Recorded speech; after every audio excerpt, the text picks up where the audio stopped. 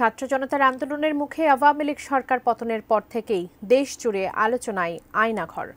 সংশ্লিষ্টরা জানান, সারা দেশে এমন অসংখ্য সেল রয়েছে যেখানে রাজনৈতিক নেতাকর্মীদের বন্দী করে বছরের পর বছর নির্যাতন করত গোয়েন্দা ও আইন প্রয়োগকারী সংস্থার সদস্যরা। এবার আয়নাঘরে নিজের বন্ধুকে কিভাবে হত্যা করা হয়েছে তা সামনে আনলেন অন্তর্বর্তী সরকারের উপদেষ্টা মুস্তফা সরওয়ার ফারুকী। আরও জানাচ্ছেন সহকর্মী শাহাদাত রিফাত।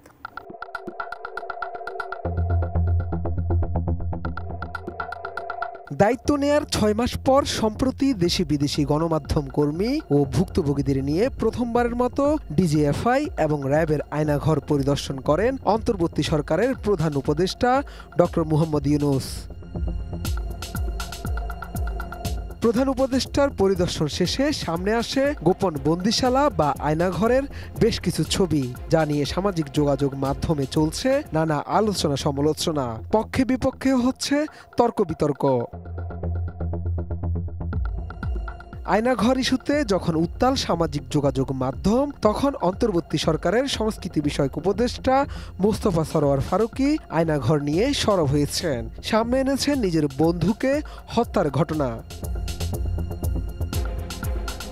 মূলত ২০১৩ সালের ৪ ডিসেম্বর রাজধানীর বসুন্ধরা আবাসিক এলাকা থেকে নিখোঁজ হন ঢাকা মহানগর ২৫ নং ওয়ার্ড বিএনপির সাবেক সাধারণ সম্পাদক ও ফারুকীর বন্ধু সাজেদুল ইসলাম সুমন। এরপর আর খোঁজ মেলেনি তার।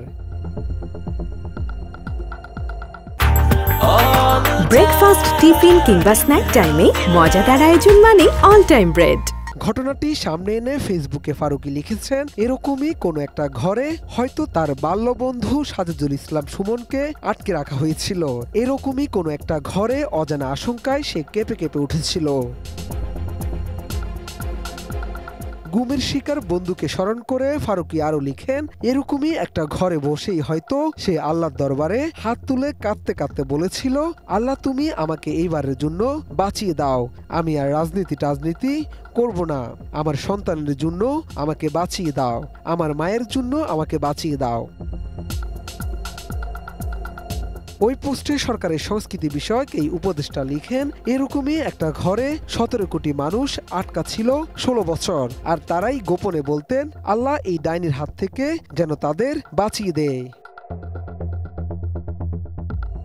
বন্ধুর কথা টেনে ফারুকী লিখেন, সুমনের সঙ্গে আমার শেষ কথা হয় উত্তরার এক হাসপাতালে লুকিয়ে থাকা অবস্থায়। ওর ভাগ্নে আবরারের একটা শ্যুট ছিল আমার সঙ্গে, স্পষ্ট মনে আছে ওর শেষ কথা, দোস্ত আবরারকে তুই ইজি কইরা নিস, নাইলে অ্যাক্টিং খারাপ করবে সে।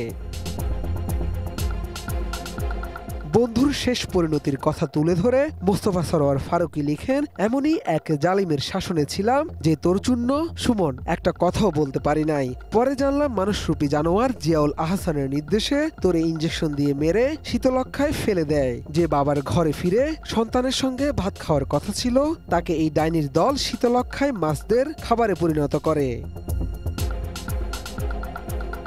নিজের ক্ষোভ প্রকাশ করে সবশেষ ফারুকী লিখেন, এই হায়নাদের হয়ে যখন কেউ কথা বলতে আসে আমার মাথায় রক্ত উঠে যায়, আমি আমার কম্পোজার লুজ করি।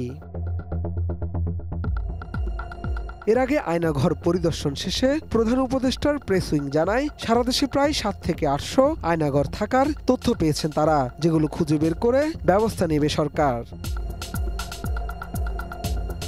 শাহাদাত রিফাত, এটিএন নিউজ, ঢাকা।